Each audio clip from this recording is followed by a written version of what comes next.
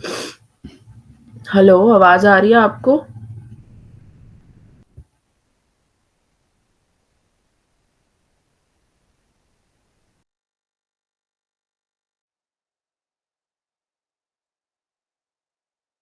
Hello, am I audible? Okay. So screen भी visible है आप लोगों को?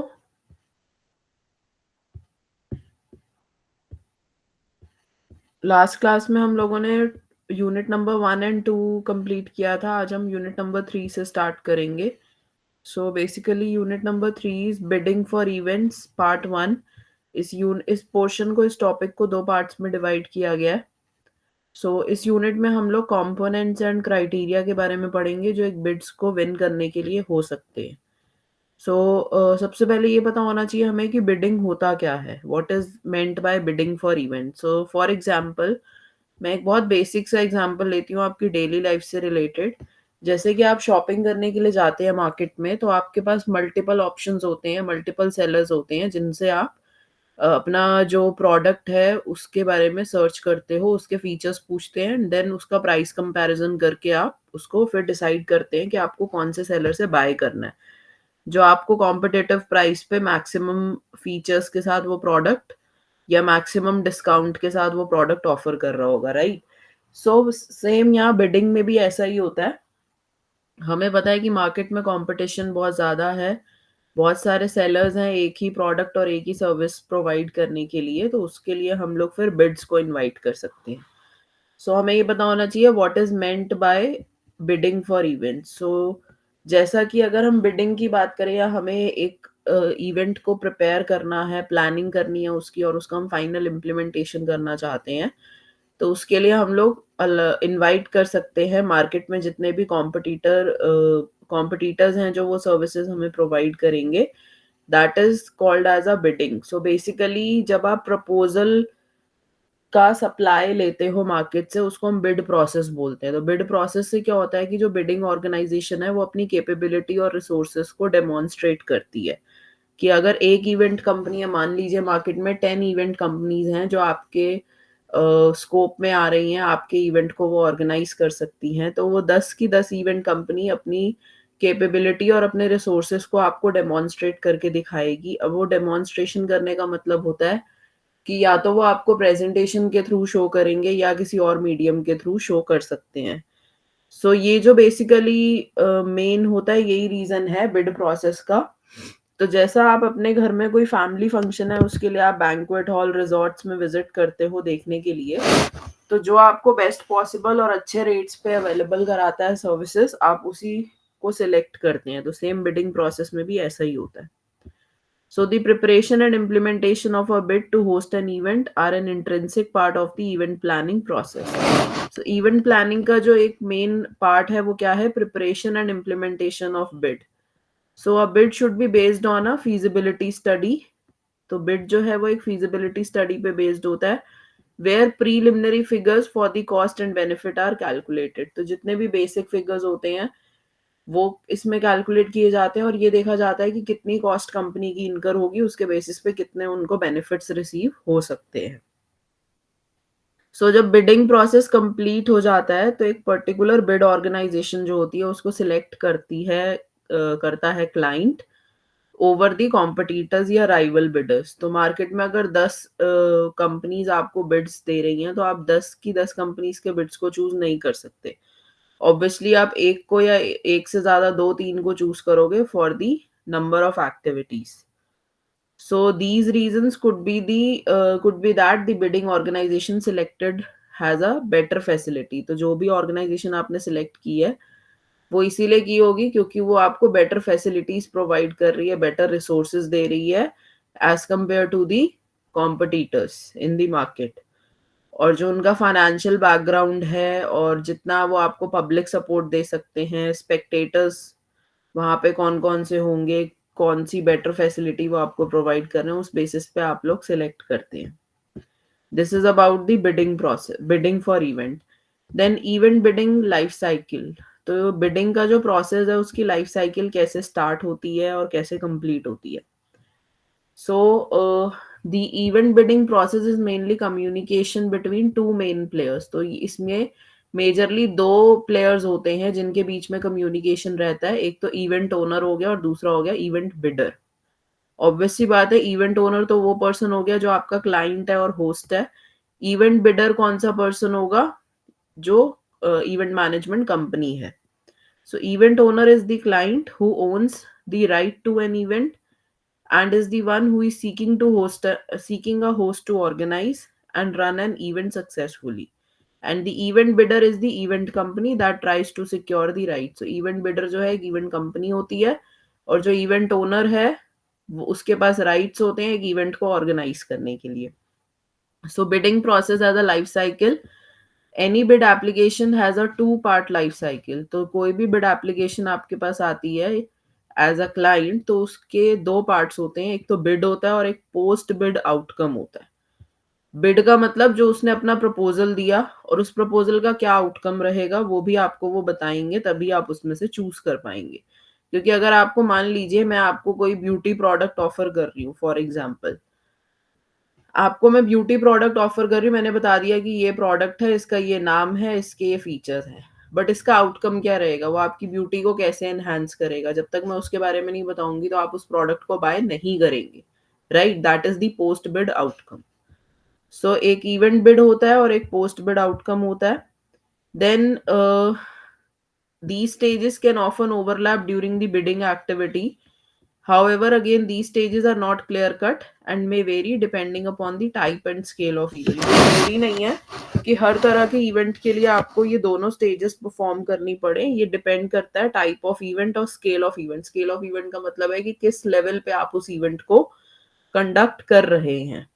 तो अगर आप कोई ऐसा इवेंट कंडक्ट कर रहे हैं जिसमें आप अपने प्रोडक्ट की मार्केटिंग करना चाहते हैं या उसका कम्युनिकेशन आप बढ़ाना चाहते हो, तो ऑब्वियसली आपको पोस्ट बिड आउटकम की भी ज़रूरत होगी, जिससे आपको ये इंश्योरिटी रहेगा कि ये प्रोडक्ट की एडवर्टीजमेंट करने के बाद मेरे कस्टमर्स बढ़ेंगे या नहीं बढ़ेंगे। कस्टमर्स के माइंड में हम कैसे अवेयरनेस क्रिएट कर सकते हैं। सो जो बिडिंग प्रोसेस लाइफ साइकिल होता है ये रिजिड नहीं है, ये फ्लेक्सिबल प्रोसेस होता है। फ्लेक्सिबल होने का मतलब है कि हम इसको अपनी रिक्वायरमेंट के हिसाब से मॉडिफाई और चेंज कर सकते हैं। So the event bidder usually tries hard to achieve the state of best fit through maximum effort. So event bidder का मेन काम क्या होता है कि वो आपको एक बेस्ट सोल्यूशन या बेस्ट फिट प्रोवाइड करे, अब जिसमें वो अपने पूरे एफर्ट्स भी लगाता है in order to win an event bid. Hence every bid process is unique and new. तो ज़रूरी नहीं है कि एक प्रोसेस जो आपने एक बार फॉलो किया बिडिंग करने के लिए as a event management company, तो वही प्रोसेस हमेशा सेम रहेगा। That will depend on the requirements of the client और कस्टमर। उसकी क्या रिक्वायरमेंट्स है, उसकी क्या कंडीशन है, उस पर डिपेंड करता है। So the event bidder initially receive request for proposal और request for quote from an event owner who is looking for an organization to run their event. So जो इवेंट बिडर होता है वो इनिशियली प्रपोजल को पहले तो proposal भेजता है। प्रपोजल के साथ वो अपना कोट भी देता है, कोट मतलब रेट्स उसमें मेंशन करके देता है। Then at this stage the event bidder should request from the event owner the list of bid criteria.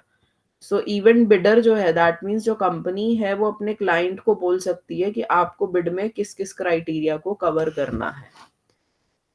For example मुझे एक वेडिंग ऑर्गेनाइज करना है जिसमें मेरा जो मेन मोटिव है वो फूड मेन्यू है। मेन जो मुझे पॉइंट है वो फूड मेन्यू पे कंसिडर करना है, उसके अलावा बाकी चीज़ों को हम बाद में इम्पोर्टेंस देंगे। तो मैं उसको बता सकती हूँ कि मेरा जो क्राइटेरिया है वो फूड पे ज़्यादा होना चाहिए, बाकी चीज़ों पे बाद में होना चाहिए। So a look at this list and the RFP. RFP's request for proposal will give the event bidder an understanding. So इससे क्या होता है कि जो इवेंट मैनेजमेंट कंपनी या इवेंट बिडर होता है उसको एक अंडरस्टैंडिंग मिल जाती है कि उसके क्लाइंट की क्या ज़रूरतें हैं, क्या रिक्वायरमेंट्स हैं। So phase 1 of the bid process consist of formation of a bid. तो पहला स्टेप क्या आता है? Formation of bid committee. तो जब बिडिंग की जाती है तो एक अकेला पर्सन बिडिंग नहीं कर सकता, उसकी एक कमेटी फॉर्म की जाती है। उस कमेटी में नंबर ऑफ मेंबर्स होते हैं जो ब्रेनस्टॉर्मिंग करके डिस्कशन करके बिड्स को प्रिपेयर करते हैं। That is preparation of bid, जिसमें वो अपना प्रपोजल पूरा रखेंगे। ये सब रिटन फॉर्म में होता है। Then submission of bid documents, lobbying and presentation. Then जब बिड आपका पूरा बन जाएगा, पूरा उसका अप्रूवल मिल जाएगा आपको अपनी टीम से, तो आप उसको सबमिट करके उसकी प्रेजेंटेशन दोगे या डिस्प्ले करोगे, that is lobbying and presentation. Then announcement of the winning bid. अब अगर 10 कंपनीज ने अपनी बिड सबमिट की है, तो जो कंपनी विनिंग होगी उसकी अनाउंसमेंट की जाती है। आफ्टर दैट इवेंट के लिए प्रिपरेशंस की जाती हैं, होस्ट किया जाता है उस इवेंट को, और पोस्ट इवेंट एनालिसिस किया जाता है कि जो हमने बिड्स में प्रिपरेशन किया था और सबमिट किया था अपने क्लाइंट को, वही आउटकम हम उसे दे पा रहे हैं या नहीं, और क्लाइंट से भी फीडबैक लिया जाता है, आर यू सेटिस्फाइड और not. So this is the whole process. तो इसी का एक्सप्लेनेशन आप यहाँ पे बाद में जब आप लोग सेल्फ स्टडी करेंगे तो इसको एक बार रीड कर लेंगे। Next is the factors involve in deciding for bidding. So bidding decide करने के टाइम आपको कौन से फैक्टर्स को ध्यान में रखना चाहिए।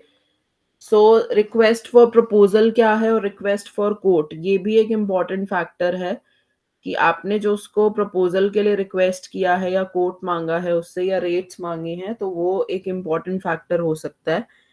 देन इसके अलावा आपको कौन कौन से फैक्टर्स उसमें कंसिडर किए जा रहे हैं, आपका क्या क्राइटेरिया है, वो उसको सबमिट करना।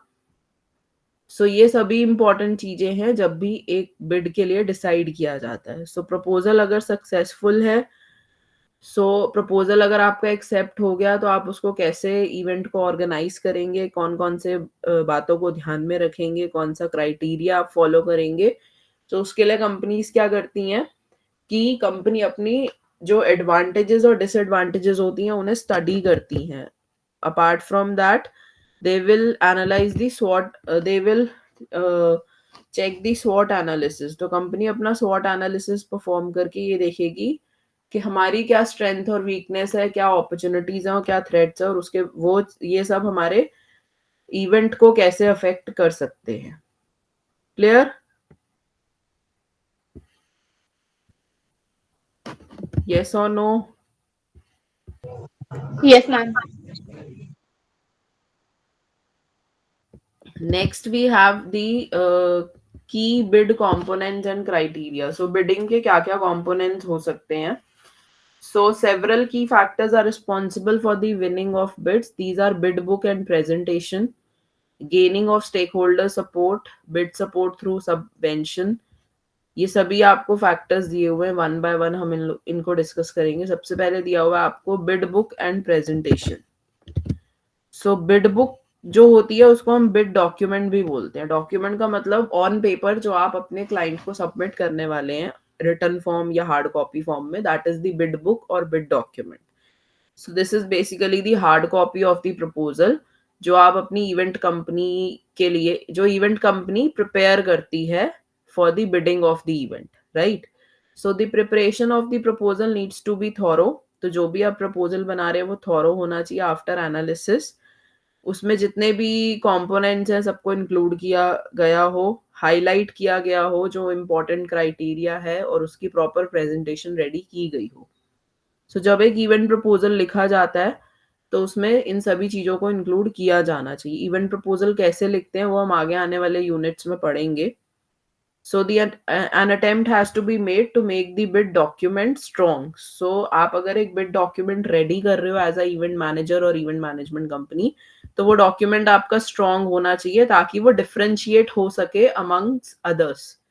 सो अगर जो डॉक्यूमेंट आपने बनाया है और सेम डॉक्यूमेंट आपके कॉम्पिटिटर ने ही बनाया, तो दोनों में कोई डिफरेंस नहीं है, या आपके कॉम्पिटिटर ने और बेटर डॉक्यूमेंट उसको ऑफर किया अपने क्लाइंट को, तो ऑब्वियसली वो आपके कॉम्पिटिटर का बिड ही चूज करेगा।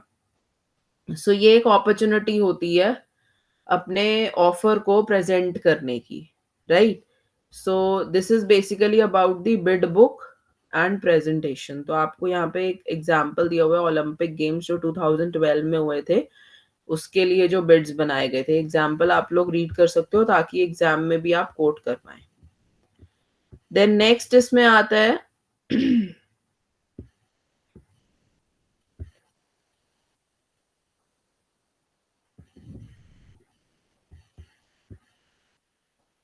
Next is the stakeholder support.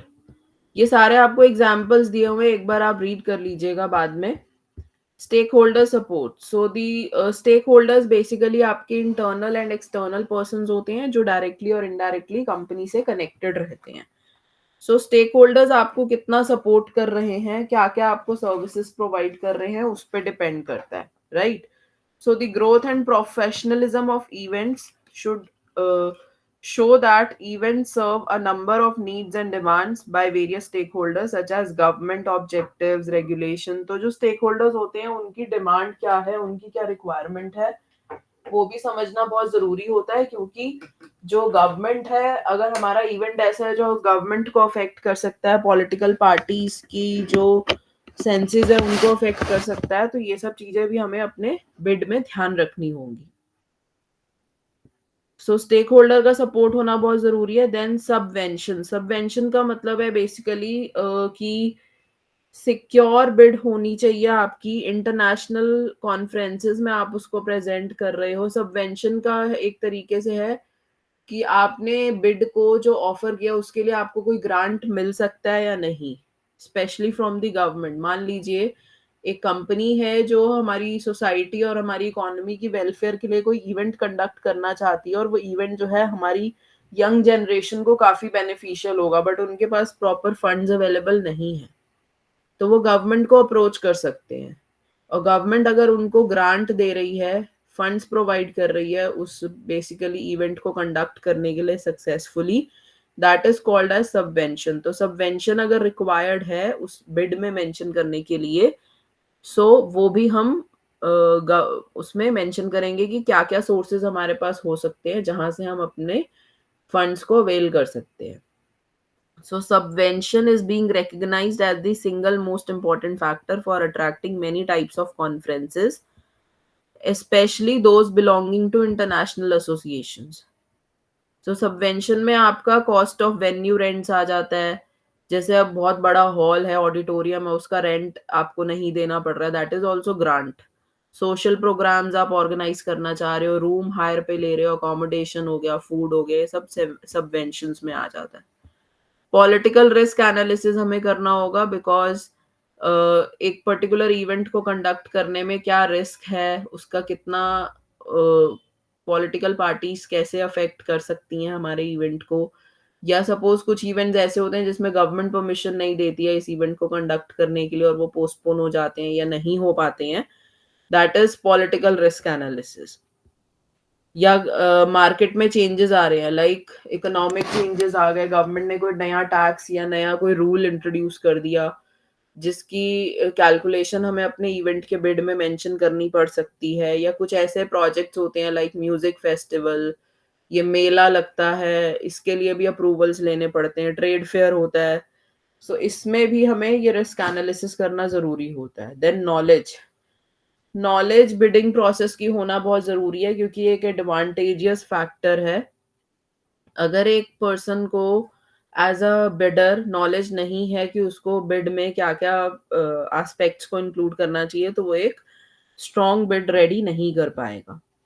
Then management and communication, so management and communication का मतलब है कि जितनी भी ऑर्गेनाइजेशन में सीनियर मैनेजमेंट है या लोग हैं, वो कितना इन्वॉल्व रहते हैं बिडिंग प्रोसेस में, और कौन उसकी देखरेख करेगा। कम्युनिकेशन सिस्टम इफेक्टिव होना चाहिए। अगर कंपनी की आपस में कम्युनिकेशन अच्छी नहीं है तो वो इवेंट को भी हैंडल नहीं कर पाएंगे।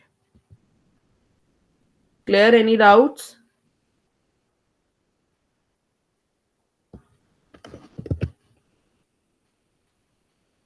Any doubts?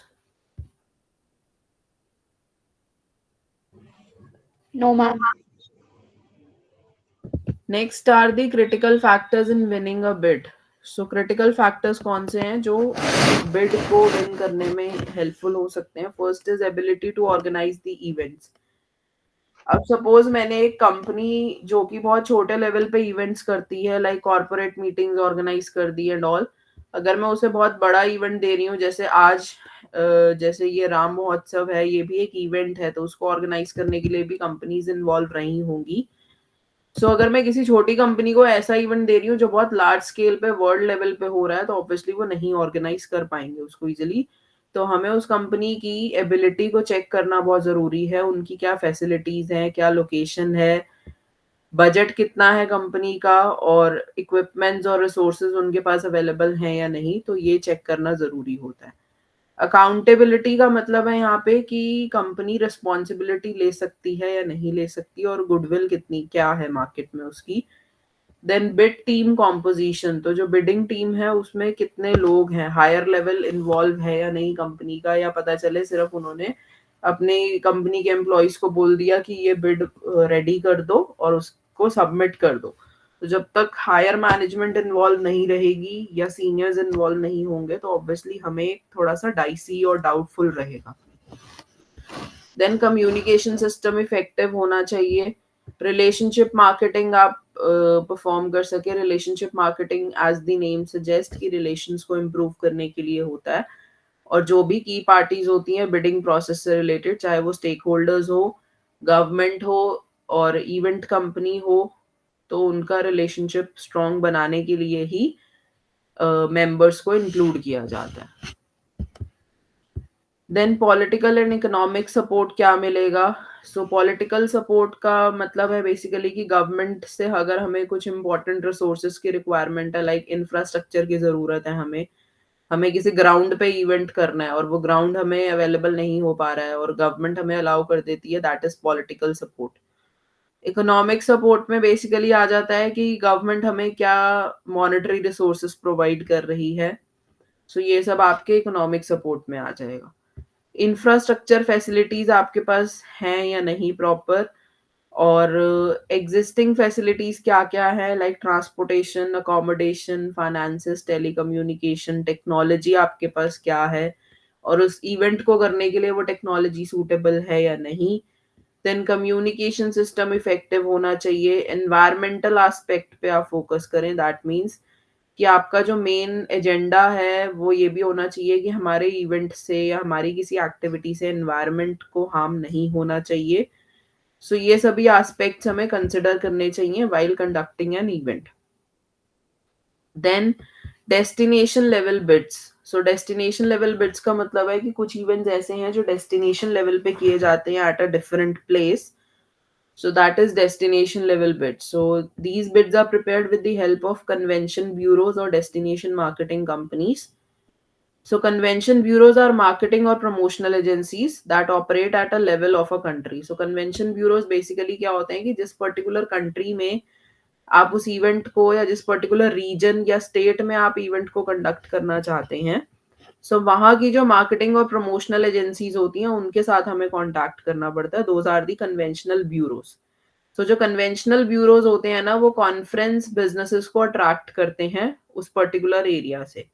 अब मान लीजिए मेरा बिजनेस सिर्फ दिल्ली में है और मैं अपने बिजनेस को बढ़ा के बाहर तक ले जाना चाहती हूँ, दूसरे स्टेट या कंट्री या दूसरे रीजन में, और मैं अपनी कंपनी को बोल रही हूँ कि मेरे लिए एक इवेंट ऑर्गेनाइज किया जाए उस पर्टिकुलर कंट्री में, तो वो इवेंट कंपनी उस कंट्री, सपोज यूएस है, यूएस का जो कन्वेंशन ब्यूरो होगा उससे कांटेक्ट करेंगे और उनको रिस्पॉन्सिबिलिटी देंगे अट्रैक्ट करने के लिए एजेंसीज को, वो एजेंसीज जो बेसिकली इन्वेस्ट कर सकती हैं मेरे बिजनेस में। These are destination level beads.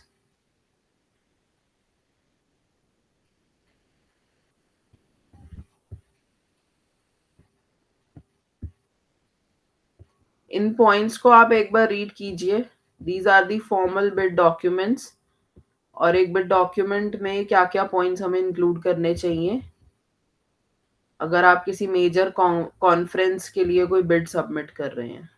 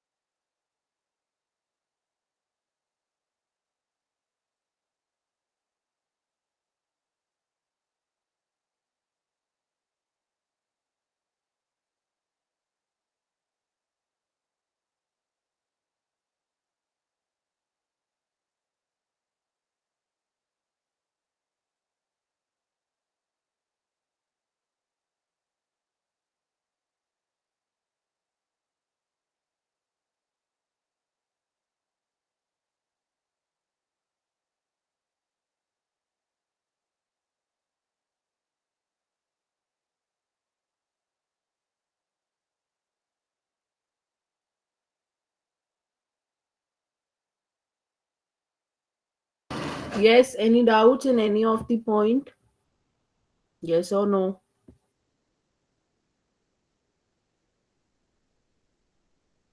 No.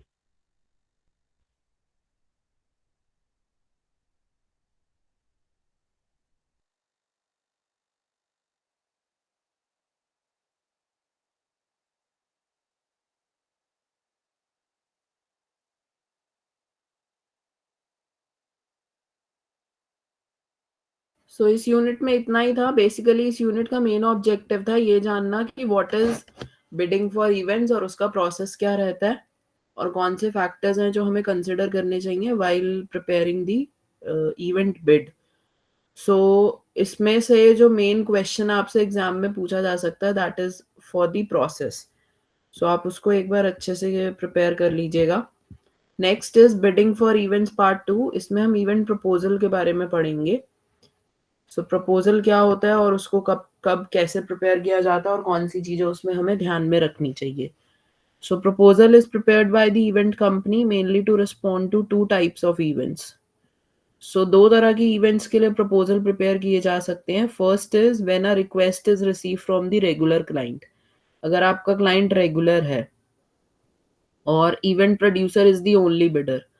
सो अगर आप रेगुलर क्लाइंट हो या आप एज अ सब आप अपने आप को हमेशा कंसिडर करेंगे इवेंट मैनेजमेंट कंपनी।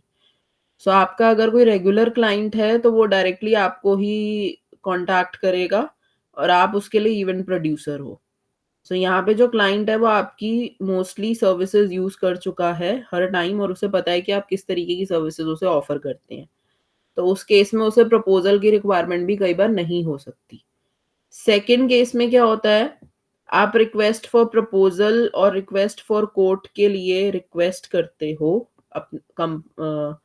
कंपनी को that is sent by an organisation seeking services. Suppose मैं एक कंपनी हूँ, मैंने आपसे कभी भी सर्विसेज नहीं ली हैं, मैं अपने इवेंट के लिए आपसे सर्विसेज लेना चाहती हूँ, तो I will request you to submit me the request for proposal और request for quote that is RFP and RFQ।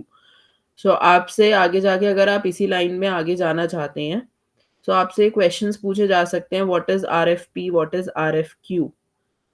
सो जो भी ऑर्गेनाइजेशन अगर सर्विसेज के लिए मार्केट में ढूंढ रही हूँ तो मैं आपको रिक्वेस्ट कर सकती हूँ कि ये पर्टिकुलर इवेंट मैं कराना चाहती हूँ, आप मुझे अपना प्रपोजल दीजिए। So the request from the client to the event management company can come in the form of phone call or formal written inquiry. तो जैसे हम लोगों को कोई चीज़ अगर सर्च करनी होती है, नहीं मिलती, हम गूगल पे फटाफट से सर्च करते हैं, कॉल करते हैं या हम डायरेक्टली विजिट करते हैं या हम अपनी क्वेरी को लिख करके उस पर मैसेज सेंड कर देते हैं। तो किसी भी फॉर्म में आपके पास क्वेरी आ सकती है। So the request can be extremely brief or can be detailed formal request. So जो person आपको request दे रहा है as a client, as a customer, so वो डिटेल फॉर्म में भी मेंशन कर सकता है, ब्रीफ में भी लिख सकता है। अगर उसने ब्रीफ में मेंशन किया है और आप आजकल देखते हो हम लोग सोशल नेटवर्क्स यूज करते हैं, आप किसी भी पेज पे विजिट करते हो तो मोस्टली आपसे वो आपकी ईमेल आईडी और मोबाइल नंबर पूछते हैं। विदाउट एंटरिंग ईमेल आईडी और मोबाइल नंबर आप आगे प्रोसीड नहीं कर सकते। अगर उन्हें आपकी रिक्वेस्ट के बारे में नहीं समझ आता तो वो with the help of email ID and mobile number आपको कांटेक्ट कर सकते हैं, right. Then request for proposal और इवेंट ब्रीफ। ये होता क्या है RFP? RFP एक तरीके से इवेंट ब्रीफ होता है, इवेंट के बारे में ब्रीफ में देना। इट इज अ डॉक्यूमेंट और specification prepared by a client. So अगर आपसे पूछ लिया जाए कि RFP कौन प्रिपेयर करता है, that is prepared by a client और customer who is seeking services. Seeking मतलब सर्विसेज के बारे में मार्केट में वो सर्च कर रहा है कि मैं कहाँ से ये सर्विसेज अवेल कर सकता हूँ। सो वो प्रपोजल में अपनी रिक्वायरमेंट्स को मेंशन करता है। The event brief is submitted to the EMC। EMC is event management company. तो जो उसका प्रपोजल है, जैसे सपोज आपको एक फंक्शन ऑर्गेनाइज करना है, उसके लिए आप बैंक्वेट हॉल सर्च कर रहे हैं, तो बैंक्वेट हॉल की वेबसाइट पे क्वेरी फॉर्म होता है। उस क्वेरी फॉर्म में आप अपना name, email ID, mobile number, आपका किस टाइप का फंक्शन है, कितने गेस्ट होंगे, वो आप उसमें मेंशन कर सकते हो और उसको सबमिट कर सकते हो। That is request for proposal. Then this brief is used either as a basis for event management company or professional event organizer to bid for. So basically ये जो ब्रीफ प्रपोजल होता है ये हेल्प करता है ईएमसी को या जो प्रोफेशनल इवेंट ऑर्गेनाइजर्स होते हैं उनको, ताकि वो अपना बिड सबमिट कर सकें। सो एक कंप्लीट ओवरव्यू मिल जाता है क्लाइंट जिस इवेंट को ऑर्गेनाइज करना चाह रहा है।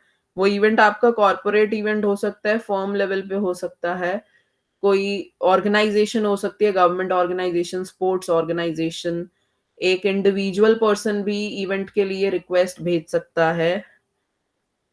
Then the event brief is written long before the date of the event. So event का जो ब्रीफ होता है वो लॉन्ग फॉर्म में तब लिखा जाता है जब इवेंट की डेट डिसाइडेड होती है और उससे कुछ टाइम पहले।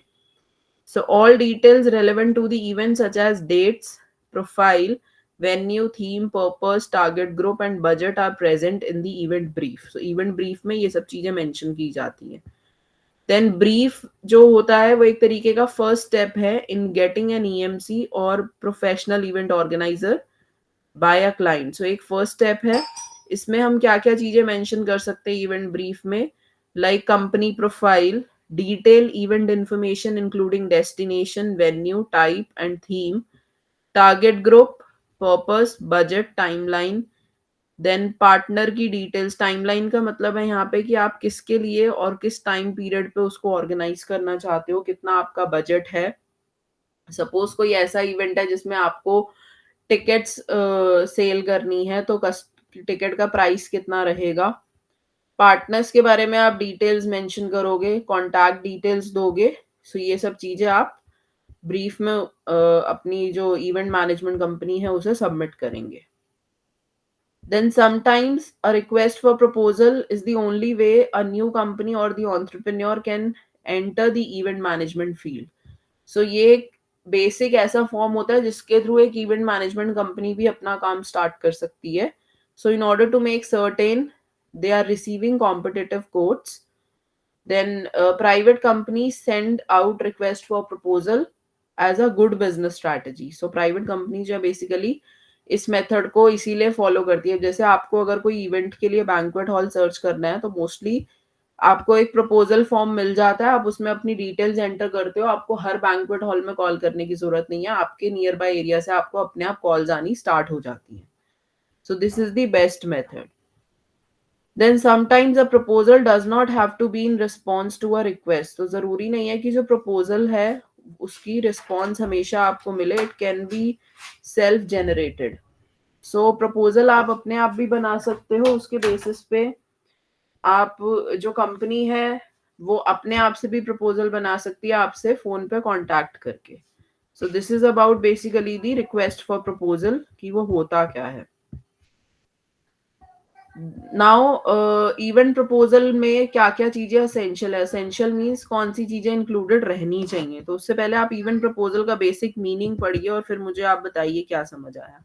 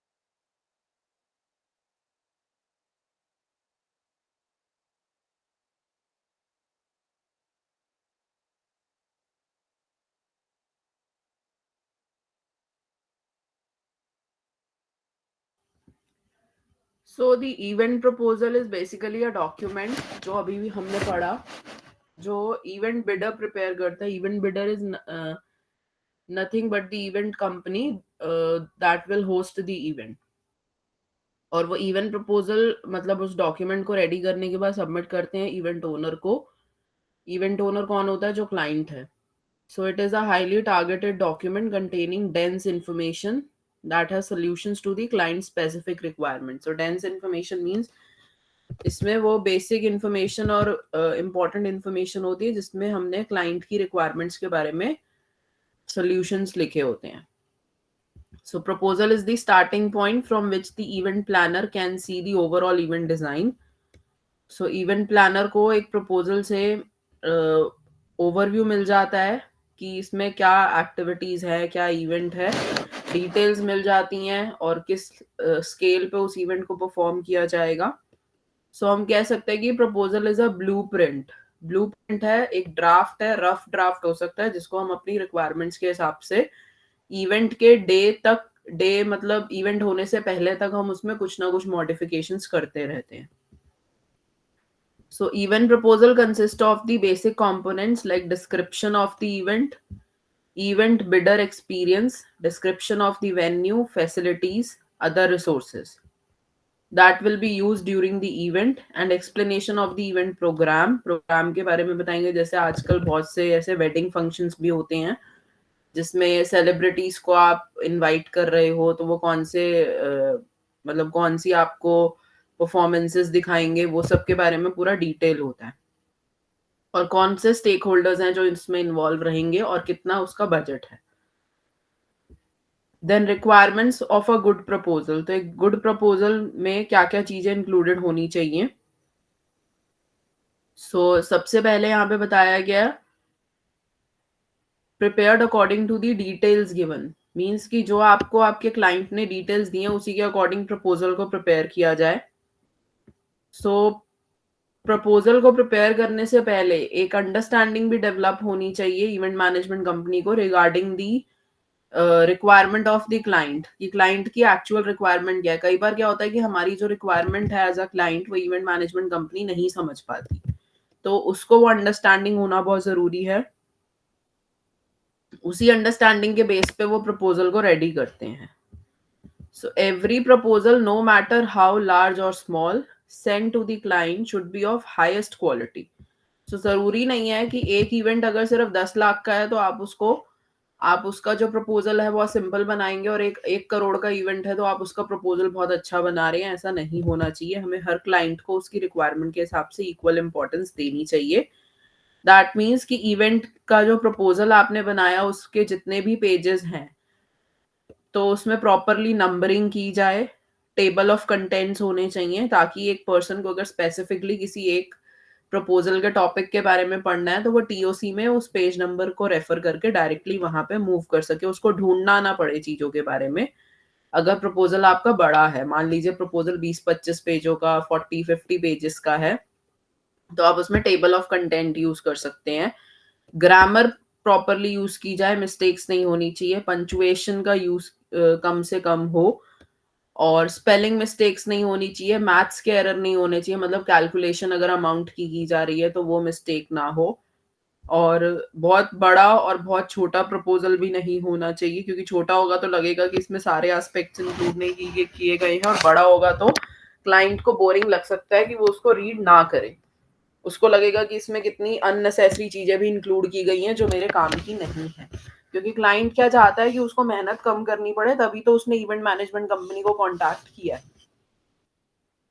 और रियल कंटेंट होना चाहिए, बहुत हाइप ना हो, मतलब बहुत चीजों को बढ़ा चढ़ा के ना दिखाया जाए उसमें, जो आप अपने कस्टमर को, अपने क्लाइंट को प्रॉमिस कर रहे हो और वो पूरा नहीं कर सकते. देन जो भी क्वेश्चंस हैं उनके प्रॉपर आंसर्स होने चाहिए. एंड इवेंट प्रोडक्शन कंपनी और मैनेजमेंट कंपनी जो है वो अपनी वेब प्रेजेंस पे भी फोकस कर. जिनकी वेब प्रेजेंस नहीं है वो कम प्रोफेशनल और प्रोग्रेसिव होते हैं, टेक्नोलॉजी इतनी यूज नहीं कर रहे हैं. उसके कंपैरिजन में जो उनके कॉम्पिटिटर्स हैं, अगर वो इंटरनेट पे भी अवेलेबल हैं तो उनके रिव्यूज भी होंगे जिन्होंने उनसे सर्विसेज ली होगी. ये सब चीजें मेंशन की जानी चाहिए. आप अपने रिव्यूज के बारे में प्रपोजल में मेंशन कर सकते हो कि हमारी इतनी रेटिंग है गूगल पे, हमारे इतने क्लाइंट्स अभी तक, इतने इवेंट्स हम ऑर्गेनाइज कर चुके हैं। तो इससे क्या है कि क्लाइंट को एक सेटिस्फैक्शन रहती है।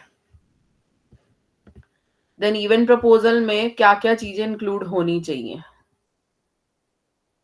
सबसे पहले experience of the event company. Event company का क्या एक्सपीरियंस है, वो अपनी बायोग्राफी के बारे में बताएंगे, अपना बैकग्राउंड, इस इंडस्ट्री में वो कितने सालों से है, कितने इवेंट्स कर चुके हैं, कितना रेवेन्यू जनरेट किया, क्या उनका रेटिंग है। Then details of venue, logistics, facility, equipment and entertainment. So event company के पास क्या क्या लोकेशंस हैं, और लॉजिस्टिक्स मींस कि क्या उनके पास सर्विसेज हैं, और क्या फर्नीचर आइटम है, क्या फैसिलिटीज है, इक्विपमेंट्स क्या यूज, लाइक सिटिंग अरेंजमेंट के लिए आप कैसा टेबल चेयर यूज करोगे, सोफा कैसे होंगे, कवर्स आप कैसे यूज करोगे, रिफ्रेशमेंट्स, कार पार्किंग फैसिलिटी है या नहीं, washroom facility, stalls and counters के बारे में मेंशन करना। देन फैंसी चीजें आप क्या यूज करेंगे, एंड इक्विपमेंट्स में आपका sound system, projected visuals, computer data presentation, ये सब चीजें आ जाती हैं। फैंसी चीजें हो गई। और ड्रेनेज सिस्टम होना चाहिए, क्योंकि स्टॉल्स हैं, खाने पीने की चीजें यूज हो रही हैं, तो पानी होगा, ड्रेनेज प्रॉपर होना चाहिए।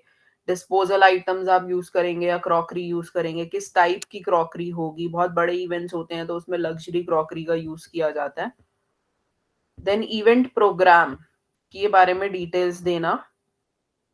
जैसे बहुत से इवेंट में स्पीच होती है, बहुत बड़े बड़े डिग्नेटरीज आते हैं, वो अवार्ड प्रेजेंटेशंस होती हैं। देन स्टेक होल्डर की स्पेसिफिकेशन को मेंशन करना, क्या कौन कौन से स्टेक होल्डर्स हैं, उनकी क्या नीड्स एंड रिक्वायरमेंट्स हैं, कौन सा स्टेक होल्डर क्या रोल परफॉर्म करेगा। बजट के बारे में मेंशन करना कि कितना एक्सपेंस उसमें इनकर हो सकता है। Then graphics. ग्राफिक्स में मींस आप कई बार कलरफुल पिक्चर्स, वीडियोस का यूज कर रहे हो, आपको उसके लिए सीडी, डीवीडी, यूएसबी पोर्ट की रिक्वायरमेंट हो सकती है। फॉर्मेट क्या रहेगा, मींस आप जो इवेंट का इनविटेशन बना रहे हो उसका कैसा फॉर्मेट रहेगा, टेक्स्ट का साइज, टेक्स्ट का स्टाइल, और बोल्ड होगा, इटैलिक्स होगा, क्या टेक्नोलॉजी आप यूज करेंगे, एंड टेक्नोलॉजी के साथ साथ आप किस सॉफ्टवेयर को यूज कर रहे हैं प्रपोजल को बनाने के लिए या इनविटेशन कार्ड को रेडी करने के लिए। 2 डायमेंशनल, 3 डायमेंशनल, 4D, 5D, आजकल तो इतनी इनोवेटिव टेक्नोलॉजीज हैं, इतने बढ़िया बढ़िया इनविटेशन कार्ड्स बनते हैं। ठीक है, ई कार्ड्स होते हैं यूजुअली वीडियो फॉर्म में, जिसमें आप म्यूजिक और इफेक्ट्स को भी यूज कर सकते हो। तो ये सब मेंशन करना जरूरी होता है जब भी एक प्रपोजल रेडी किया जाता है। देन इवेंट प्रपोजल रेडी किया जा रहा है, that is preparing an event proposal. So अगर आप इसमें अर्ली सक्सेस एंजॉय करना चाहते हैं as a event management company, so proposal should be structured as a serious business document, because whatever its reason for creation, the proposed event will compete with other event proposals. तो आप जो proposal सामने रखोगे तो client के पास आपके साथ और भी 4 प्रपोजल्स होंगे, तो जो आपने सामने रखा है वो उसी के बेसिस पे जज करेगा आपको। So hence two proposal may be similar but never the same. So a clearly written proposal that has a language clarity. Language clarity होना चाहिए। ग्राफ्स का यूज आप कर सकते हो जिसमें आपके पास डेटा और नंबर्स हैं, आप इमेजेस और टेबल्स का यूज कर सकते हो, क्योंकि जितना आप ग्राफिक्स का यूज और पिक्चर्स का यूज करोगे वो ज्यादा इफेक्टिव होता है एज कम्पेयर टू टेक्स्ट। तो अगर बुक में आपको ब्लैक एंड व्हाइट या एक प्रपोजल में सिर्फ ब्लैक एंड व्हाइट टेक्स्ट देखने को मिल रहा है, तो किसी क्लाइंट के पास इतना टाइम नहीं है कि वो लाइन बाय लाइन उसको रीड करे और समझने की कोशिश करे। तो जितना आप उसको ग्राफ्स में शो करेंगे या जितनी लैंग्वेज आपने लिखी है वो क्लैरिटी होनी चाहिए उसमें, तो वो कम्युनिकेट इफेक्टिवली करता है। So remember that a complete event proposal is a medium of communicating the concept of event. So clear proposal होगा, कंप्लीट होगा, तो वो कम्युनिकेट भी कर पाएगा अपने क्लाइंट को और इवैल्यूएटर्स को अट्रैक्ट करेगा, और जिससे कि और इसमें इवैल्यूएटर को ये भी पता चल जाएगा कि कंपनी कितनी केपेबल है उस इवेंट को ऑर्गेनाइज करने के लिए। So preparing a event proposal gives chance to the event team to focus all its skills and knowledge on an event. So इससे बेसिकली क्या होता है कि इवेंट टीम या कंपनी को एक चांस मिलता है अपने स्किल्स और एबिलिटीज और नॉलेज को शोकेस करने के लिए, सो वो उसका बेटर यूटिलाइजेशन करे, और ये एक इवेंट मैनेजमेंट टीम की और कंपनी की प्राइम रिस्पॉन्सिबिलिटी होती है कि प्रपोजल सबसे बेस्ट सबमिट करना. So for the purpose of preparing an event proposal, a separate team should be formed with the right configuration of people. So इसके लिए जो बड़ी कंपनीज होती हैं वो अपनी एक सेपरेट टीम फॉर्म करती है, और उसका कन्फिग्रेशन नंबर ऑफ पीपल का प्रॉपर होना चाहिए. ऐसा नहीं है कि उस टीम में आपने 20 से 25 लोग रख दिए लेकिन काम सिर्फ 4 लोगों का था, सो बाकी लोगों का जो रिसोर्स है वो वेस्ट हो रहा है. सो एक नंबर हमें एग्जैक्ट डिसाइड करना बहुत जरूरी है, depending upon the nature of the company and scale और type of event that they are into. Then event proposal checklist. Checklist में क्या क्या चीजें होनी चाहिए. कंटेंट्स में कवर लेटर होगा, जो एक ग्रीटिंग लेटर होता है कि आपने हमें इतना बड़ा इन वो एक तरीके से हमें उस लायक समझा कि आप इस इवेंट के लिए हम हमें चूज कर रहे हैं. Then title page, proprietary notice, table of contents, abbreviations अगर आपने यूज की हैं कोई तो वो आप लिस्ट दे सकते हो. Executive summary, body of the proposal जो कि जनरल और स्पेसिफिक रहेगी. Project partners and their profiles. कोई अगर कॉर्पोरेट इवेंट है तो उस प्रोजेक्ट के क्या क्या पार्टनर्स और उनकी प्रोफाइल मेंशन करना. देन इवेंट से रिलेटेड जो स्पेसिफिक इंफॉर्मेशन है उसका objective, scope, stakeholders, theme, design. अब ऑब्वियसली कोई वेडिंग इवेंट है तो उसमें स्टेक होल्डर्स की रिक्वायरमेंट नहीं होगी. देन साइट और वेन्यू असेसमेंट, रिसोर्सेज क्या क्या यूज किए जाएंगे, बजट कितना है, control management, schedules, environmental impact. So उससे आपका नेचुरल एनवायरनमेंट, ट्रैफिक और ट्रांसपोर्टेशन. अब जैसे बैंक्वेट हॉल्स होते हैं तो उनको अपनी पार्किंग फैसिलिटी दिखानी होती है, सो उससे हमारा ट्रैफिक और ट्रांसपोर्टेशन इफेक्ट नहीं होगा.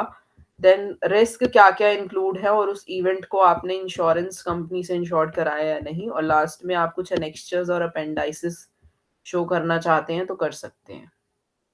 सो this is the checklist. So एक इवेंट प्रपोजल में ये सभी चीजें इंक्लूड होनी चाहिए. इसमें से एक दो चीजें हो सकती हैं जो depending upon the type of event change हो सकती हैं या एक्सक्लूड हो सकती हैं. Clear? Any doubts?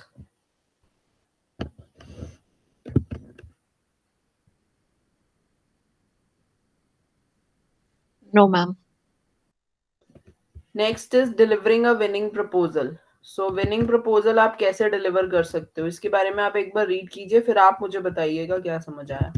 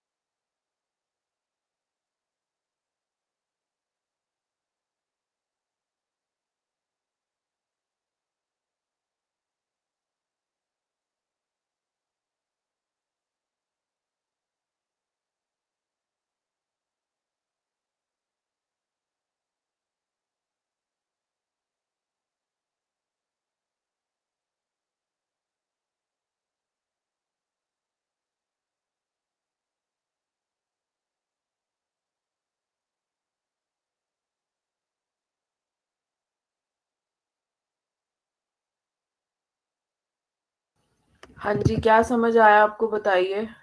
Delivering a winning proposal क्या बताया गया है इसमें? कौन एक्सप्लेन करेगा?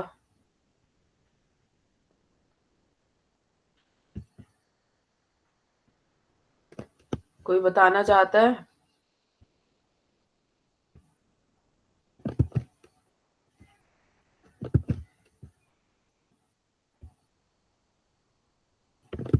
चलिए, बेसिकली इसमें ये बात कर रहा है कि प्रपोजल डॉक्यूमेंट जब डिलीवर किया जाता है तो बनाना उसको जितना इम्पोर्टेंट है, उसको डिलीवर करना भी उतना ही क्रूशियल टास्क है. So more effective the delivery of the proposal, the higher the chances of winning the bid. यहाँ पे डिलीवरी करने का मतलब है प्रपोजल को प्रेजेंट करना. तो आपने मान लीजिए एक बहुत अच्छी प्रेजेंटेशन बना ली जिसमें आपने एक प्रपोजल को रेडी किया है और प्रपोजल को आप डिलीवर नहीं कर पा रहे हो. डिलीवर मतलब प्रेजेंटेशन नहीं दे पा रहे हो इफेक्टिवली. आपने सब चीजें उसमें इंक्लूड की, आपको पता है आप क्या करना चाहते हो, बट आप उसको कम्युनिकेट नहीं कर पा रहे हैं या प्रेजेंटेशन इफेक्टिवली नहीं दे पा रहे हैं, तो आपके क्लाइंट को कुछ भी समझ नहीं आएगा और उसको कॉन्फिडेंस नहीं आएगा कि ये पर्टिकुलर कंपनी या पर्सन मेरा इवेंट प्रॉपरली परफॉर्म कर पाएंगे या नहीं. सो जो प्रपोजल डॉक्यूमेंट है वो इन पर्सन प्रेजेंट किया जाता है. So, in case of sub-elements, government request for bids or certain corporate regulations, the bid is submitted via mail. So, आज की डेट में प्राइवेट कंपनीज में तो जो प्रपोजल है वो प्रेजेंटेशन के थ्रू ही दिया जाता है. अदरवाइज जो गवर्नमेंट कंपनीज है वहां पे मेल के थ्रू या उनका एक प्रॉपर फॉर्म होता है उसको फिल करके सबमिट किया जाता है. Then mail, courier or emails are being used to send proposals, and the email is efficient and has provision for photos and videos attachment. So email के केस में आप photos और videos को भी attach कर सकते हो. courier और मेल में थोड़ी दिक्कत आ सकती है, हर एक फोटो का प्रिंट आउट लेना और भेजना, तो उसमें स्कोप थोड़ा कम हो सकता है. सो वेब मेथड जो है एक अच्छा मेथड है, एक सपोर्ट करता है आपको प्रपोजल की प्रेजेंटेशन को देने के लिए. और पासवर्ड आप यूज कर सकते हो क्लाइंट के एक्सेस के लिए. मतलब जब प्रपोजल जो क्लाइंट आप, क्योंकि हैकिंग भी होती है आजकल, तो ऐसा ना हो कि आपका प्रपोजल कोई हैक करके अपने नाम से उसको मार्केट में सेल कर दे. सो आप उसको पासवर्ड के थ्रू प्रोटेक्ट कर सकते हैं ताकि क्लाइंट ही आपका एक्सेस करे और क्लाइंट को जब वो मेल मिले तो वो उस पासवर्ड को एंटर करके उसे एक्सेस कर सके. So by putting the proposal document on web, the stakeholder can access it anytime. So अगर आपके पास वेब फॉर्म में या इलेक्ट्रॉनिक फॉर्म में प्रपोजल होता है तो हम उसको एक से ज्यादा बार भी एक्सेस कर सकते हैं. जैसे हमारे मोबाइल फोन में कोई फाइल होती है, आप ऑनलाइन फाइल्स को शेयर करते हो, इफेक्टिव है, इनएक्सपेंसिव है, कॉस्ट उसमें कम लगती है. क्योंकि अगर आप यही चीजें कलर्ड फॉर्म में प्रिंट आउट्स निकालेंगे तो वो कॉस्ट ज्यादा इनकर कर सकता है कंपनी के लिए.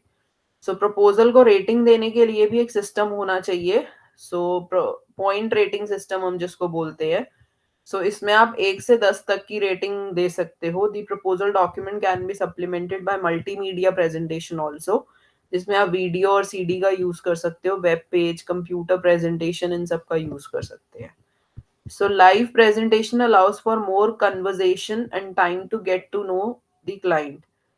तो लाइव प्रेजेंट, इसके अलावा अगर आप लाइव मतलब सामने प्रेजेंटेशन दे रहे हो फेस टू फेस, तो उससे उसमें क्या डिफरेंस है कि उसमें कन्वर्जेशन हो सकती है. मतलब क्लाइंट को जो भी क्वेरीज और डाउट्स आ रहे होंगे ना, वो सामने ही आपके फेस टू फेस पूछ लेगा और आपको उससे और क्लैरिटी हो जाती है क्लाइंट के बारे में कि इस प्रपोजल के अलावा क्लाइंट की और क्या क्या रिक्वायरमेंट्स है. सो आप मोस्ट ऑफ द केसेस में कंपनीज क्या करती हैं, प्रपोजल एक बार मेल कर देती हैं ताकि क्लाइंट उसको रीड कर ले, समझ ले, और उसके बाद जब हम फेस टू फेस प्रेजेंटेशन के लिए बैठे तो क्लाइंट अपने क्वेश्चंस भी साथ में लेकर आए और अपनी क्वेरीज को भी सॉल्व कर ले. और हम उससे क्वेश्चंस को सामने से मांग भी सकते हैं कि आप हमें एडवांस में दे दीजिए क्वेश्चंस अपने, जिससे हम उसके लिए उसके जवाब को आपके लिए पहले से ही रेडी रखें. और इसके साथ साथ आप प्रेजेंटेशंस में जितनी क्रिएटिविटी को यूज करेंगे, सो उतना इफेक्टिव प्रपोजल आप रेडी कर सकते हो. Right? Any doubts? Yes or no? No. No, ma'am. Okay. So आपको यहाँ पे जैसे एग्जाम्पल दिया हुआ देखिए, डाबर रियल. सो ये ब्रांड लॉन्च हुआ था 1997 में, इसके बारे में पूरी इंफॉर्मेशन दिया हुआ है. किस कैटेगरी का प्रोडक्ट है, फ्रूट बेस्ड बेवरेज कैटेगरी है और इसमें फ्रूट ड्रिंक्स है, जूसेस और नेक्टर्स हैं। देन उसके स्टॉक कीपिंग यूनिट्स कितने होंगे, ब्रांड के बारे में बताना, जोनल इंफॉर्मेशन, ये सब प्रपोजल में मेंशन की जाती हैं। क्लियर? तो आप इन एग्जाम्पल्स को अपने पेपर में भी मेंशन कर सकते हो। इस तरीके से आप क्रिएटिव बना सकते हो प्रपोजल को पिक्चर्स और कलर्स को यूज करके। डेकोर ऑप्शन आप इस तरीके से दिखा सकते हो कि हम इवेंट जो ऑर्गेनाइज करेंगे उसमें कैसा डेकोर यूज किया जाएगा।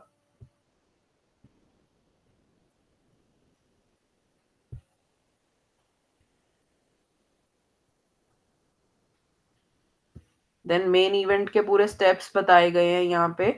स्टेप बाय स्टेप मींस कि सबसे पहले हम लोग एक इनॉग्रेशन करेंगे। इनॉग्रेशन में जैसे रिबन कटिंग होती है, पहले फिजिकल रिबन कटिंग होती थी, आजकल वो भी इलेक्ट्रॉनिक हो जाती है। इलेक्ट्रॉनिकली रिबन आप कट कर सकते हो by just a click. Then आप उसके बाद में जैसे कुछ लोग वो दिया जलाते हैं, सरस्वती पूजा होती है। देन उसके साथ साथ आप इस तरीके से बॉटल्स को, जैसे कोई मान लीजिए ड्रिंक का है तो इस तरीके से दिखा सकते हो। कोई कॉस्मेटिक प्रोडक्ट है आप उसको सैंड आर्ट करके शो कर सकते हो। सो ये सारे आपको एग्जाम्पल्स बताए गए हैं जिनके थ्रू आप अपने प्रपोजल को और इफेक्टिव बने। ये बहुत बेसिक हैं बट आज की डेट में अगर आप प्रपोजल्स को देखें तो वो बहुत ही इफेक्टिव और हाई एंड टेक्नोलॉजी और सॉफ्टवेयर्स को यूज करके। सो आई सजेस्ट यू कि आप लोग अगर इवेंट मैनेजमेंट फील्ड में ही अपना करियर आगे बढ़ाना चाहते हो, सो आपको इसके साथ साथ एक दो टेक्नोलॉजीज भी ऐसी सीखनी चाहिए जिसमें आप इन प्रपोजल्स को रेडी कर सकें। मान लीजिए आपको इवेंट मैनेजमेंट कंपनी की प्रपोजल टीम में रख दिया गया, तो उसमें आपको कंप्यूटर्स बहुत अच्छा आना चाहिए, आपको इफेक्टिव और अट्रैक्टिव डिजाइन्स बनाने आने चाहिए। तो उसके लिए आप जो ये कोर्सेज होते हैं ग्राफिक डिजाइन्स वगैरह के, वो भी शॉर्ट टर्म कोर्सेज कर सकते हैं जिसमें आप बेसिक चीजें सीख पाएंगे कैसे हम डिजाइन्स को और बेटर और इफेक्टिव बना सकते हैं। क्लियर? सो इसके साथ हमारा जो ब्लॉक 1 है वो कंप्लीट हो गया। अब हम लोग चलते हैं ब्लॉक 2 की तरफ।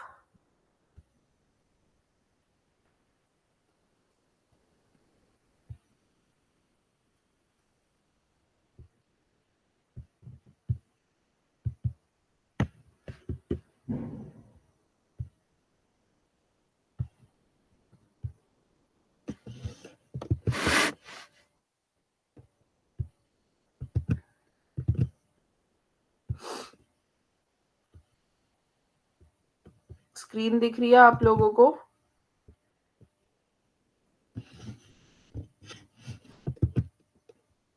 यस और नो? प्लीज मुझे यस नो का जवाब दे दिया करो जिससे मुझे कॉन्फिडेंस रहे कि आप मुझे सुन पा रहे हैं। Yes ma'am. Block number 2 is event planning. So event planning में हम लोग जितने भी इवेंट से रिलेटेड प्री रेक्विजिट्स होते हैं, रेगुलेटरी एंड कंप्लायंस इश्यूज, उसके बारे में पढ़ेंगे। सो रेगुलेटरी एंड कंप्लायंस इश्यूज में आ जाएगा कौन से लॉ, परमिट और लाइसेंसेस की हमें रिक्वायरमेंट होती है। कॉन्ट्रैक्ट्स के बारे में पढ़ेंगे, कॉन्ट्रैक्ट कैसे बनता है, कौन सी चीजें हमें ध्यान में रखनी चाहिए, एंड इवेंट रिस्क मैनेजमेंट के बारे में पढ़ेंगे। सबसे पहले हम पढ़ते हैं law, permit and licences in event management.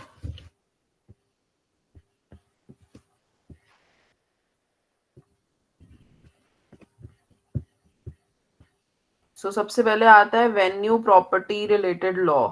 This selection of venue is influenced by many factors. जब आप एक वेन्यू डिसाइड करते हो किसी इवेंट को ऑर्गेनाइज करने के लिए, वो किसी भी तरीके का इवेंट हो सकता है, वो एक पॉलिटिकल इवेंट भी हो सकता है, एक वेडिंग फंक्शन हो सकता है, एक कॉर्पोरेट इवेंट हो सकता है।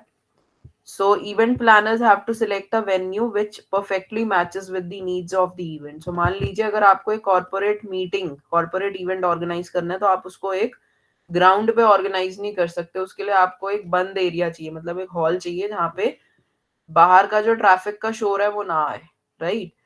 आप अगर एक वेडिंग फंक्शन को ऑर्गेनाइज कर रहे हो तो वो आप ओपन एरिया में भी कर सकते हो। इवेंट की रिक्वायरमेंट के हिसाब से हमें वेन्यू को डिसाइड करना जरूरी होता है। However, to hold an event at the selected venue needs either buying or owning the venue or acquiring it. So या तो आप उस वेन्यू को खरीदते हो या फिर आप उसको एक्वायर कर लेते हो for a specific period of time.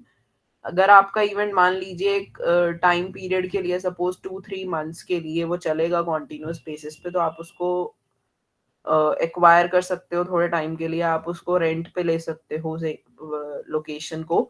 And it has been observe that most popular mode of gaining access to event venue is by acquiring it. So ये कहना तो बहुत आसान है कि अगर आप उसको एक्सेस इजीली करना चाहते हो तो आप एक्वायर कर सकते हो. जैसे बैंक्वेट हॉल है तो उसका ओनर होता है, उसने तो वो प्रॉपर्टी को एक्वायर किया हुआ है.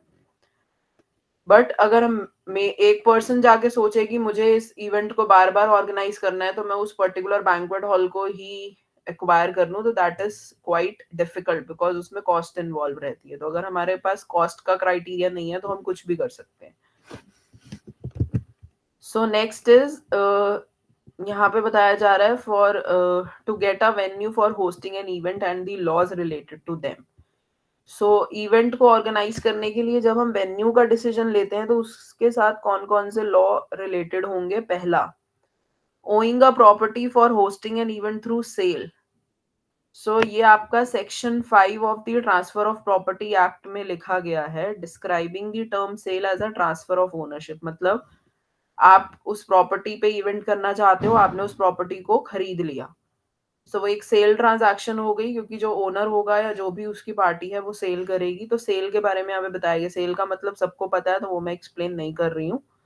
इसके लिए जो प्रॉपर डॉक्यूमेंट्स लगते हैं, पार्टीज कौन कौन होनी चाहिए, बायर और सेलर, वो सब डॉक्यूमेंट्स बनेंगे. सब्जेक्ट मैटर होना चाहिए. Subject matter is the land और वेन्यू, मतलब जिसके लिए आप उस पर्टिकुलर ट्रांजैक्शन को कंडक्ट कर रहे हो. ट्रांसफर ऑफ कन्वेंस मींस दो मेथड्स होते हैं ट्रांसफर करने के लिए, डिलीवरी ऑफ पोजेशन और रजिस्ट्रेशन ऑफ सेल डीड. तो या तो आप पोजेशन डिलीवर कर दो कि अब से ये तुम्हारी प्रॉपर्टी है, या आप सेल डीड उनके नाम कर सकते हो. देन सेल प्राइस और कंसिडरेशन. तो जो भी प्रॉपर्टी है उसका कितना सेलिंग प्राइस है और कितना आपको मिलेगा, वो सब, वो भी कंसिडरेशन. कंसिडरेशन का मतलब होता है समथिंग इन रिटर्न. सो अगर मैं आपको अपनी प्रॉपर्टी सेल कर रही हूँ, आप मुझे उसका प्राइस पे कर रहे हो, so price is the consideration.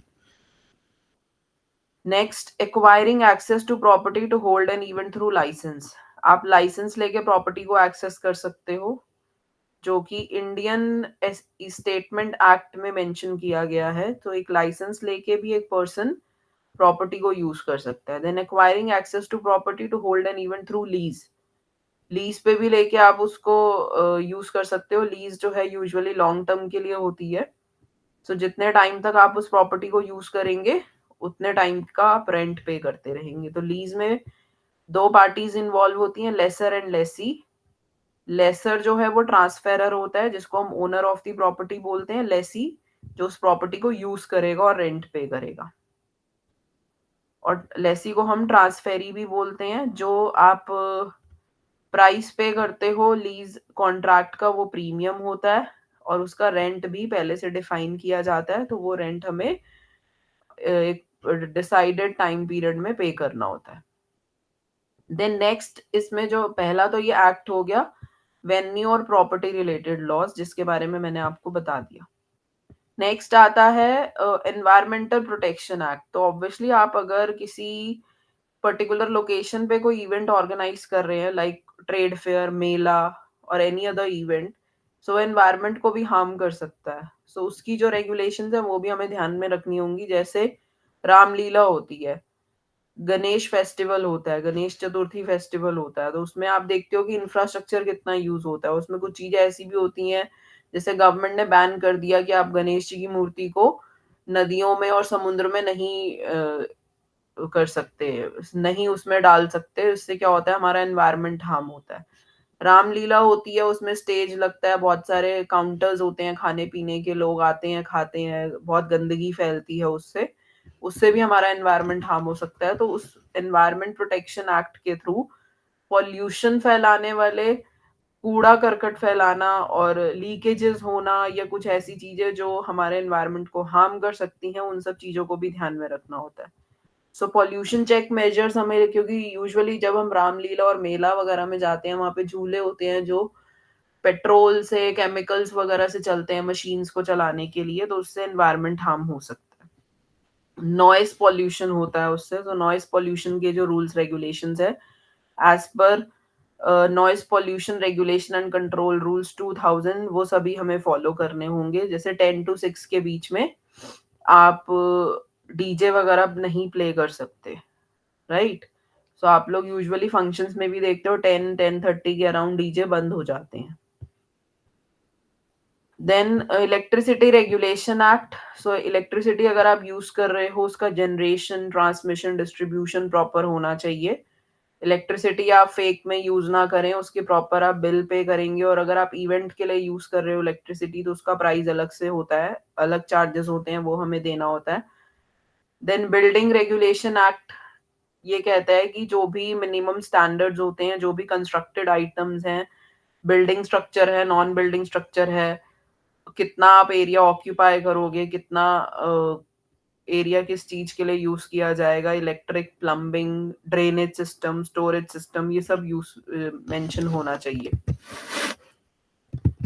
Then we have fire precaution regulation act. तो हमें पहले से ही प्रिकॉशंस लेके चलनी चाहिए कि इन केस अगर किसी इवेंट में फायर वगैरह हो जाती है, तो उसके लिए हमारे पास क्या सेफ्टी मेजर्स हैं। तो आप उसके लिए फायर अलार्म और फायर एक्सटिंग्विशर इंस्टॉल करेंगे। तो आज की डेट में मोस्ट ऑफ द प्लेसेस पे वो कमर्शियल चीज है, चाहे एक इंस्टीट्यूट ही क्यों ना हो, फायर एक्सटिंग्विशर्स को इंस्टॉल करना जरूरी है। Then goods and services tax आ जाएगा यहाँ पे। सो बेसिकली क्योंकि जब आप कोई इवेंट कर रहे हैं, तो वो सर्विसेज भी हो सकती हैं, आप उसमें कोई गुड्स डिलीवर कर रहे हैं, तो क्या टैक्सेस आप कलेक्ट कर रहे हो, वो टैक्सेस प्रॉपर गवर्नमेंट को सबमिट भी होने चाहिए। Then local body entertainment tax. So जितने भी ऐसे एंटरटेनमेंट, अब आप लोग मूवीज देखने के लिए जाते हैं, उसमें आपकी जो टिकट है उसका प्राइस इतना नहीं होता, उसमें एंटरटेनमेंट टैक्स इंक्लूडेड होता है, तभी उसका प्राइस बढ़ जाता है। या वहाँ पे आप फूड एंड बेवरेजेस लेते हैं, तो वो टैक्सेस गवर्नमेंट को प्रॉपरली सबमिट होने चाहिए। जीएसटी कंप्लाइंस को आप कैसे फॉलो कर सकते हैं, आपको एज अ कंपनी अपने आप को रजिस्टर कराना है। जीएसटी की जो जितना टैक्सेस आप कलेक्ट कर रहे हो या पे कर रहे हो, वो गवर्नमेंट तक पहुंचना चाहिए। Custom duty. देन जो भी लाइबिलिटी आपकी बनती है एज अ सिविल पर्सन, सो आपको केयर करनी है अपने रिसोर्सेज की, जितने भी आपके पास रिसोर्सेज अवेलेबल हैं। एंड इसके साथ साथ आप हेल्थ और सेफ्टी एट वर्क, अगर एक इवेंट मैनेजमेंट कंपनी है, तो उसको ये भी ध्यान में रखना है कि आपके एम्प्लॉयज अगर ऑन जॉब हैं, तो उनकी हेल्थ और सेफ्टी आपकी रिस्पॉन्सिबिलिटी है। तो हेल्थ सेफ्टी के साथ उनको प्रोटेक्ट करना और उनको एक्सप्लोजिव से बचा करके रखना। कुछ इवेंट्स ऐसे होते हैं जिसमें उनको मशीन्स को यूज करना पड़ सकता है। सो आप कैसे उनको वहां से सेफ रखेंगे, और कोई अगर मिस हैपनिंग हो जाती है, तो आप उनको इंश्योरेंस प्रोवाइड कर रहे हो, नहीं कर रहे हो, आप उनकी फैमिली को क्या बेनिफिट देंगे in case of death of the employ. So ये सब मेंशन करना एक इवेंट मैनेजमेंट कंपनी के लिए बहुत जरूरी होता है। Clear? Clear? Any doubts?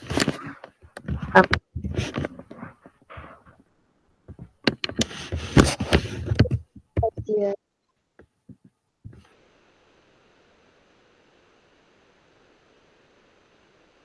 Then ये अभी तक हमने सिर्फ लॉज के बारे में पढ़ा था, अब हम लाइसेंसेस और अप्रूवल्स के बारे में पढ़ेंगे। लाइक आपको इंटेलेक्चुअल प्रॉपर्टी राइट्स चाहिए, मतलब कि एक तरीके से इंटेलेक्चुअल प्रॉपर्टी का मतलब होता है क्रिएशन ऑफ ह्यूमन माइंड। अगर मैंने कोई इनोवेशन किया, आप उसको यूज करना चाहते हो, तो आपको मुझसे परमिशन लेना होगा, written permission, that is intellectual property, right?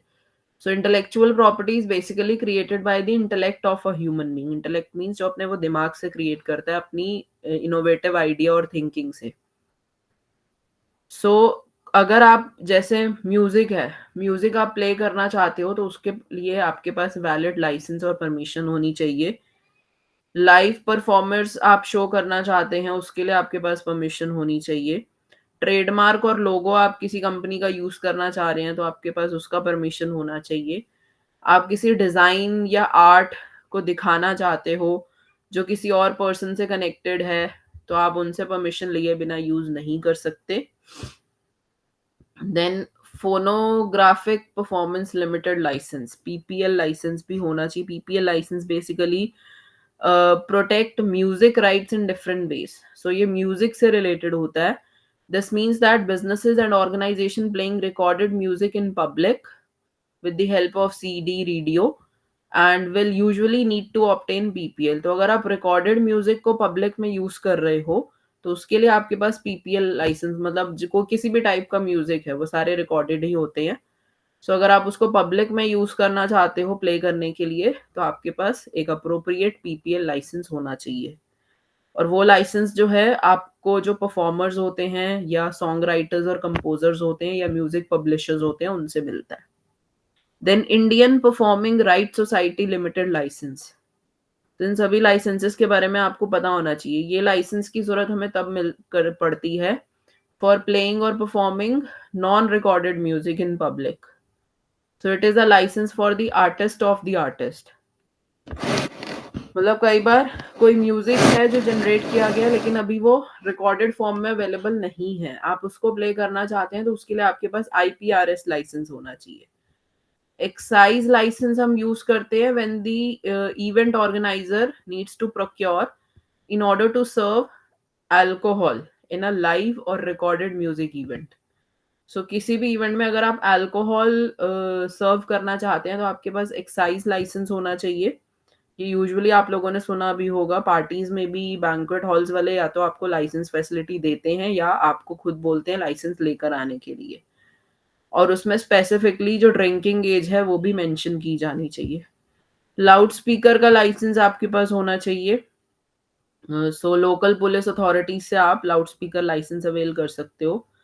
Premise licence का मतलब होता है कि आप किसी फंक्शन को ऑर्गेनाइज करें जिसमें लेट नाइट एंटरटेनमेंट हो रहा है बिटवीन 11 PM टू 8 AM।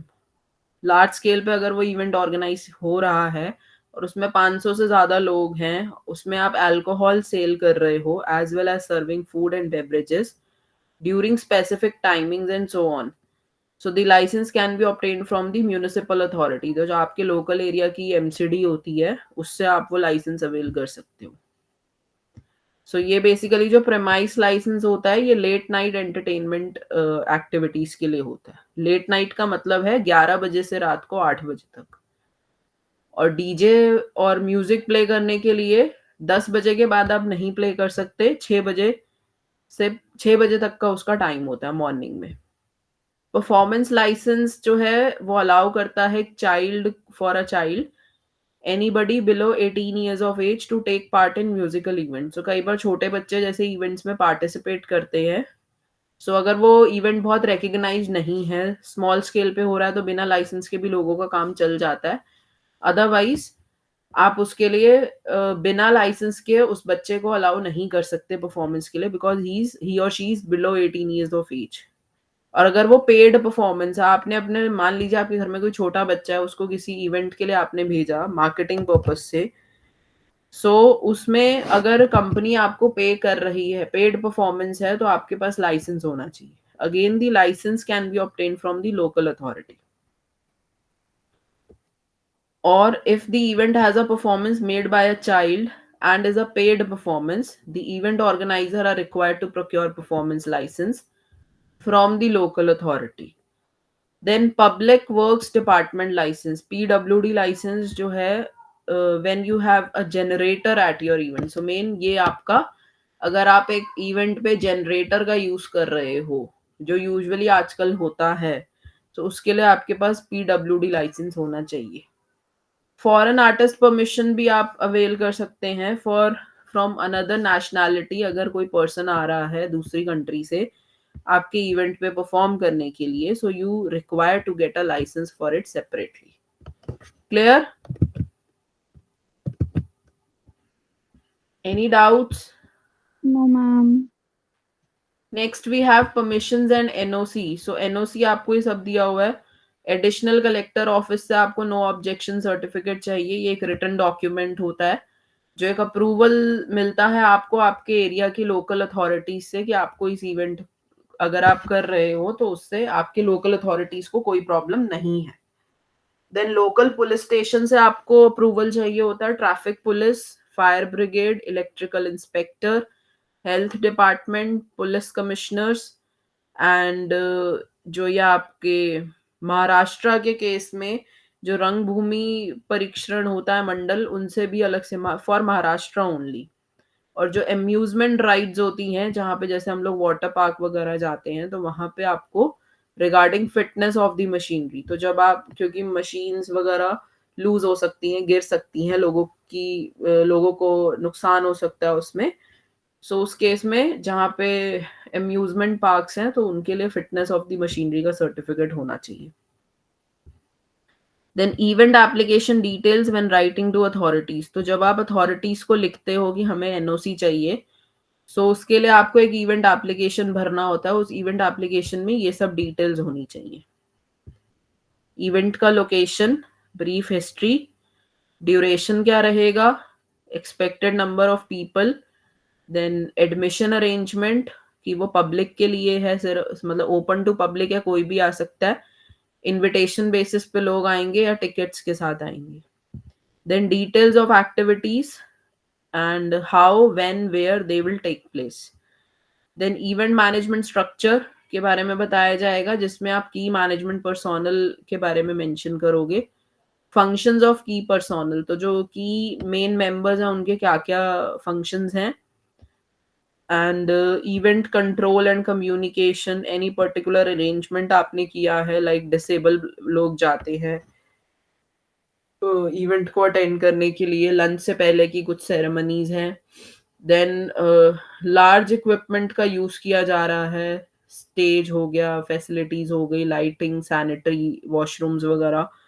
और आपका ये हो गया, कॉन्टैक्ट डिटेल्स भी मेंशन करना जरूरी होता है। देन साइट के बारे में आप इंफॉर्मेशन दोगे, साइट प्लान में आ जाएगा पूरा मैप, जिसमें ट्रांसपोर्टेशन हब्स आप दिखाओगे, बस स्टॉप, रेलवे स्टेशन, मतलब कुछ कोई इवेंट ऐसा है जिसमें आप अपने गेस्ट को लेकर के आएंगे with the help of transport.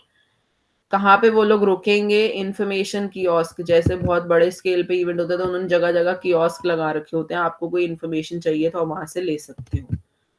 Places of interest, meeting point, entry exit point, then holding area, queue complex, movement कैसे होगा, watch tower, CCTV coverage, sector wise deployment, policeman कहाँ पे होंगे, सीसीटीवी कैसे कवर होगा, पुलिस चौकी, स्टेशन और reporting places कौन से रहेंगे, किसी का सामान कुछ गुम जाता है, कोई मिलता है, कोई पर्सन मिस हो जाता है, parking lots, food joint, health facility, medical facility, first aid, सब होना चाहिए।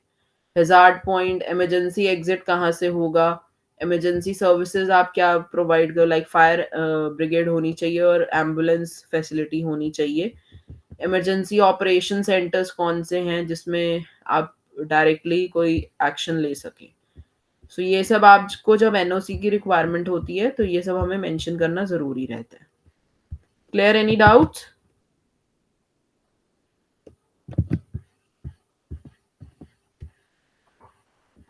No. आप लोग ये बिल्डिंग रेगुलेशन एक्ट के बारे में एक बार पढ़ लीजिए।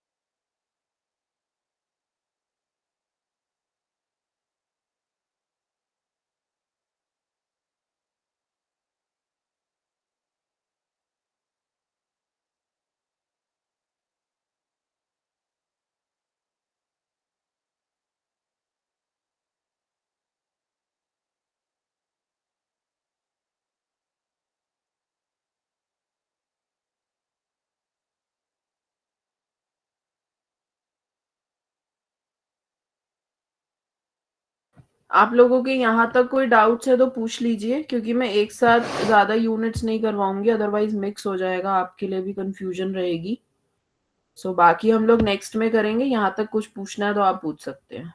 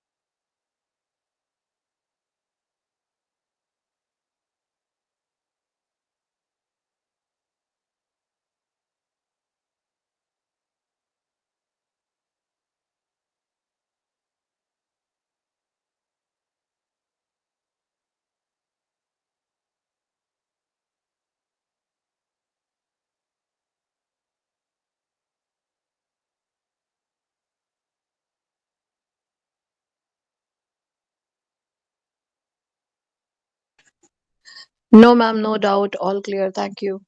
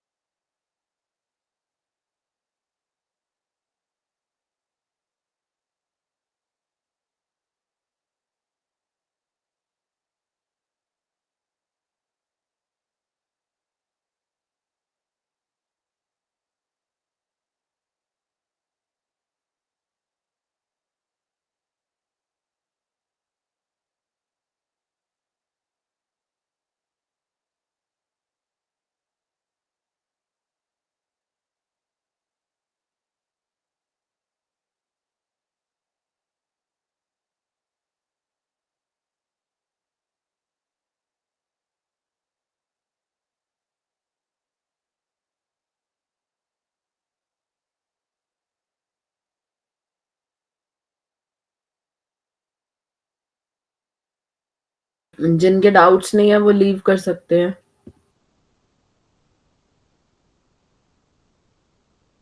Thank you, ma'am. You are welcome. Thank you, ma'am.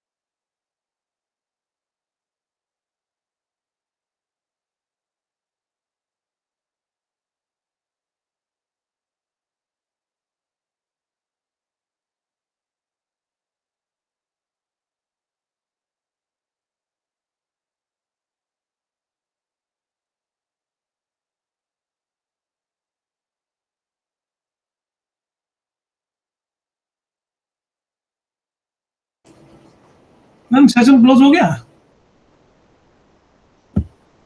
Sir अभी वेट कर रही हूँ भाई, क्योंकि लास्ट टाइम भी ना एक दो बच्चे आ गए थे कोई डाउट्स पूछने। ठीक है, क्योंकि अभी सब चले गए ना। तो वेट करूँ, बंद कर दूँ?